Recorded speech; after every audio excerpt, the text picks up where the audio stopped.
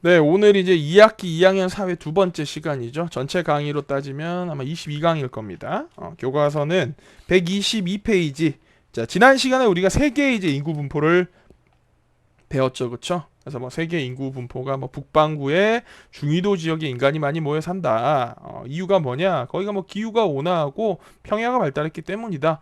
과거에는 이런 자연적 요인이 인구를 많이 모여 살게 하는 주요한 요인이었다면 오늘날은 인간이 만들어낸 산업과 교통과 뭐 정치와 문화 같은 인문적 사회적 요인이 더 중요한 인간 거주의 요인이 됐다. 뭐 그런 거 이제 배웠다면 오늘은 우리나라의 인구가 어떻게 분포하고 있는지를 한번 같이 봅시다.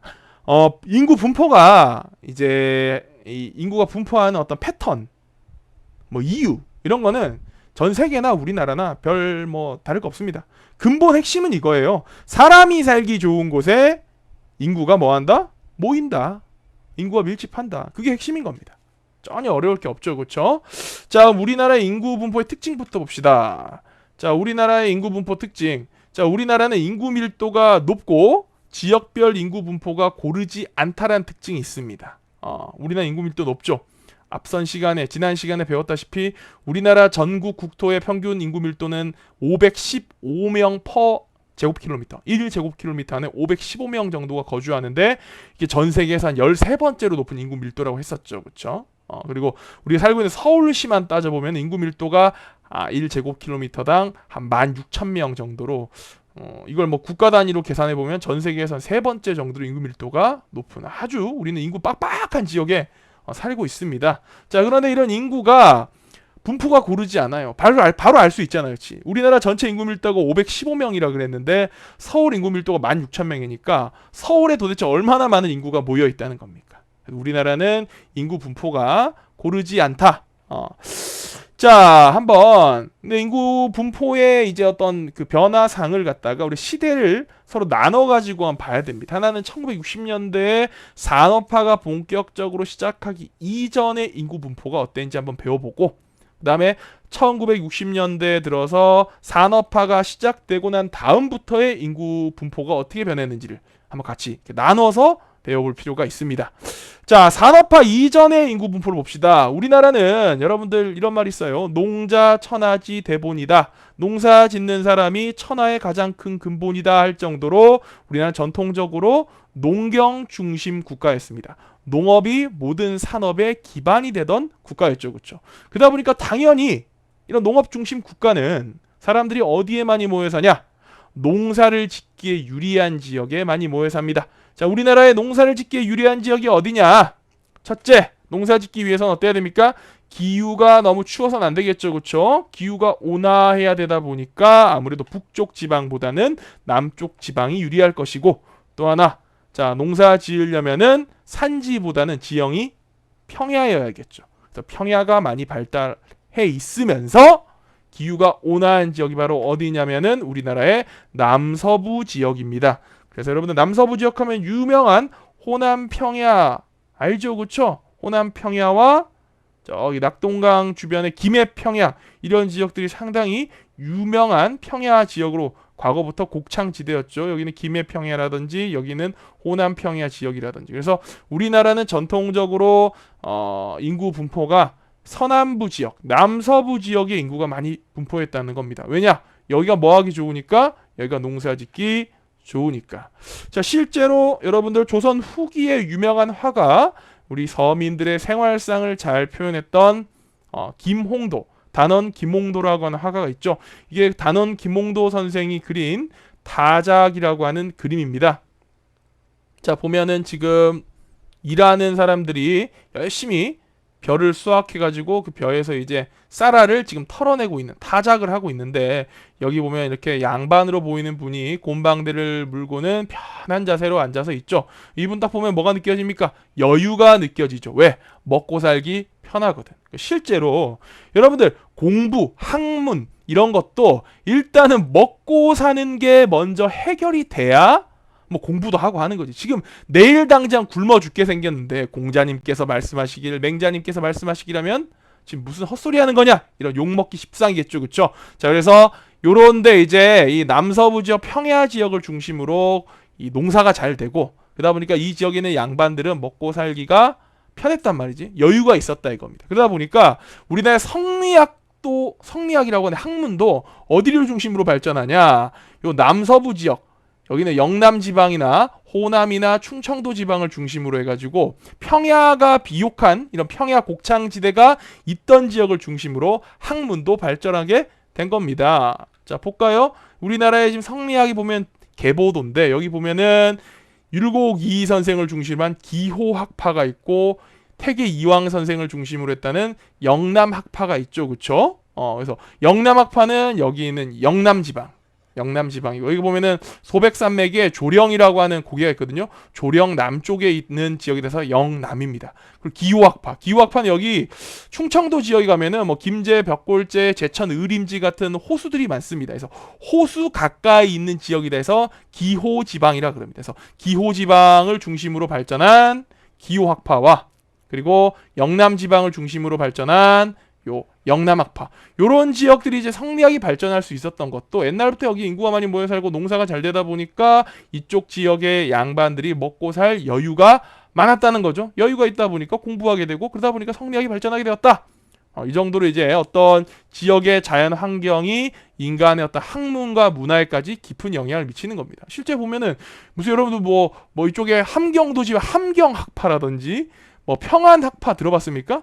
여기는 먹고 살기가 힘들어. 춥고 척박한 지역이라서 그러니까 공부할 뭐 여유가 없죠. 그렇죠? 뭐 당연한 결과입니다. 자, 그런데 1960년대부터 이제 우리나라 산업화가 본격적으로 추진되면서 인구 분포에 큰 변화가 생기게 됩니다. 그 이전까지는 농사짓기에 유리했던 남서부의 평야 지역이 인구 분포가 밀집했던 지역이라면 1960년대 들어서 우리나라 본격적으로 이제 가난 한번 벗어나 보자. 우리 산업화해 보자. 하면서 산업이 발달하면서 인구가 어디로 모이게 되냐? 일자리가 풍부한 도시 지역으로 인구가 밀집을 하게 됩니다. 그러다 보니까 이제 아무래도 산업은 기존에 좀 대도시였던 지역들을 중심으로 산업이 발전하겠죠. 그렇죠? 그래서 기존의 대도시였던 서울이나 부산이나 인천이나 대구 같은 이런 이제 대도시 지역으로 인구가 몰리게 됩니다. 서울, 부산, 인천, 대구 전부 다 오늘날까지도 각 지역의 광역시로 인구가 매우 많은 도시들이죠. 서울, 부산, 인천, 대구 전부 다 인구 현재 200만 넘는 대도시들입니다. 서울특별시, 부산광역시, 인천광역시, 대구광역시 이런 대도시를 중심으로 일자리를 찾아서 인구가 몰립니다. 산업화 시기가 되면서 또는 기존에 아무것도 아니었던 그냥 어촌에 불과했던 포항이나 울산이나 광양이나 여수 같은 지역들이 이때 이제 우리나라가 1960년대 70년대 들어서면서 산업화를 해야 되는데 뭔가 자원을 수입해 와서 그걸 갖고 뭔가 제품을 만든 다음에 다시 해외에다 수출하는 이런 가공무역이나 중화학공업을 중심으로 국가의 산업화 정책을 추진해야겠다 이러면서 해외에서 자원을 수입해가지고 뭔가를 만들어서 물건을 다시 수출하려면 어디에 있는 게 유리할까요? 바닷가에 있는 게 유리하겠죠. 그렇죠? 그래서 포항, 울산, 광양, 여수 전부 다 원래 바닷가에 한적한 시골 어촌이었는데 여기를 중점적으로 국가가 중화공업지역으로 육성을 합니다. 그래서 포항과 강양 같은 경우에는 제철소를 만들었어요. 울산과 여수는 석유를 수입해와서 석유를 가지고 뭔가 제품을 만들어서 만드는 수출하는 석유화학단지를 만듭니다. 포항과 광양은 제철소 그리고 울산과 여수는 석유화학단지를 만들죠. 자, 그러다 보니까 이쪽 지역에 일자리가 많이 생겨나면서 원래 별거 아니었던 어촌 지역에 불과했던 이곳들이 거대한 공업도시로 발전하게 되는 겁니다. 실제 울산 같은 경우에는 지금은 울산광역시로 성장을 했죠. 그렇죠? 인구가 100만이 넘는 도시입니다. 자, 이게 이제 우리나라의 산업화가 되면서 2016년 현재 인구 밀도 분포인데 보면 인구 밀도 높은 지역 딱 보면은 딱 답이 나오죠. 여기 어디겠습니까? 여기 수도권이죠. 수도권. 대한민국 인구의 그 절반 정도가 수도권에 모여 삽니다. 참고로 수도권이라 하면 어디냐? 수도권은 수도권이란 말 자체는 한 국가의 수도에 영향력이 미치는 범위를 수도권이라 그러는데, 우리 행정구역상 수도권 하면 어디냐면은 서울특별시, 인천광역시, 그리고 경기도. 자, 이렇게가 수도권이 되는 겁니다. 자, 수도권 인구 엄청 시뻘겋죠. 인구 밀도. 자, 그리고 여기 어딜까? 여기가 대구광역시입니다. 대구광역시. 여기가 부산광역시고, 여기가 광주광역시. 자, 여기가 대전광역시. 여기 수도권에 인천 들어가 있는 거죠. 이러한 이제 대도시들과 여기 이제 보이는 요 울산이라든지 포항이라든지 여기에는 이제 여수하고 광양이라든지 요런 이제 지역들을 중심으로 인구가 많이 분포하게 되었다는 겁니다. 실제 사진을 한번 볼게요. 자, 이게 언제적 어디냐? 자, 여기가 여러분들 어딜 같습니까? 지금 보면 사람들이 이상 뭐 집도 아니야 이게 거의 뭐 얼기설기 판자촌이라 그래야 되나? 뭐 거의 뭐 그냥 이게 제대로 된 어떤 건축물이라 보기 힘든 이런 집들 지붕도 아니야. 그 천막 치고 살고 있지? 이거 어디냐면 여기가 서울입니다. 서울. 여기 서울이에요. 서울의 1960년대 서울의 모습입니다. 1960년대 서울은 이제 산업화가 되면서 시골에서 일자리를 찾아서 엄청나게 많은 사람들이 몰려들게 되고 서울의 인구가 엄청나게 빠른 속도로 증가를 하거든.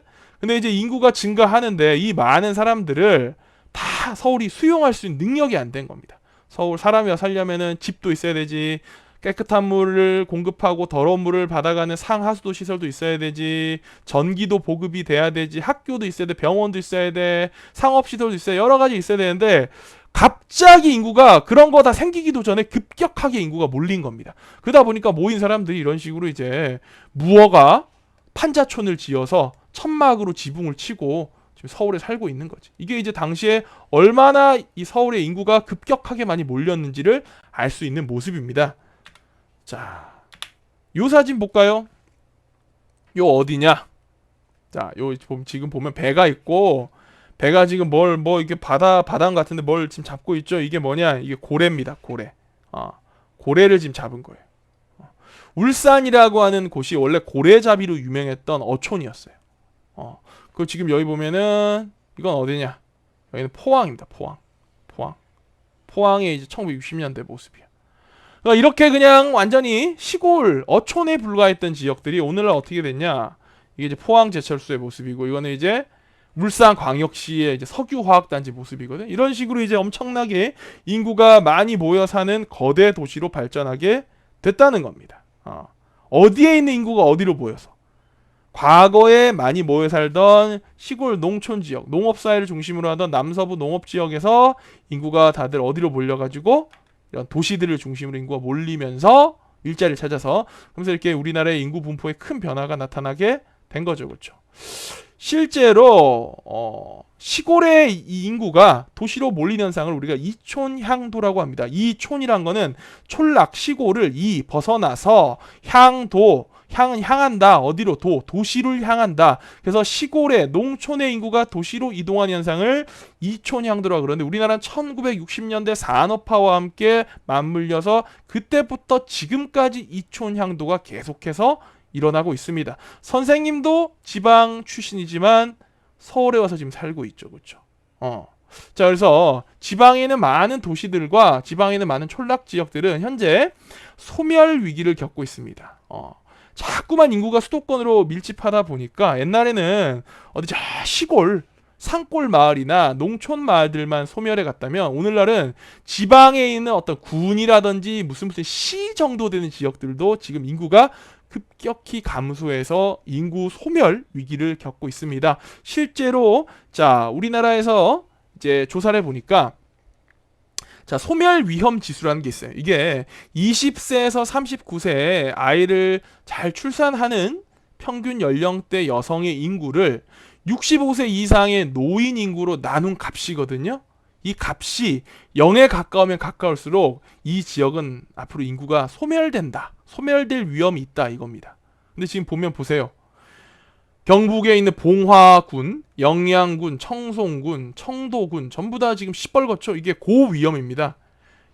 소멸 위험 지수가 0.2 미만으로 이제 곧 소멸될 수도 있다는 거예요. 여기는 뭐 합천군은 선생님이 어릴 때 살던 동네기도 합니다. 뭐 여기는 전라도의 신안군, 고흥군, 남해군 전부 다 지금 소멸 위험 지수인데 뭐 그러면 이런 데 말고는 괜찮습니까? 아닙니다. 주황색도 위험으로 지금 진입하고 있다는 거예요. 위험으로. 지금 보면 주황색이 제일 많죠. 주황색 지역들 중에 보면은 다 시가 많아요. 시가 여기에.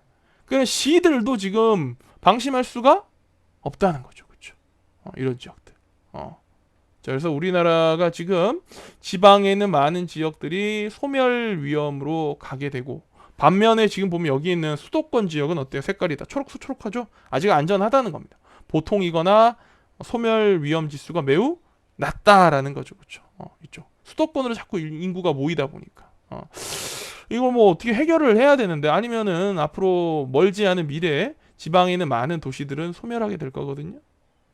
거기에 대해서 정부가 해결을 해야 되는데 문제는 우리나라 전체 인구 자체가 지금 줄고 있는 상황이라서 쉽지가 않습니다.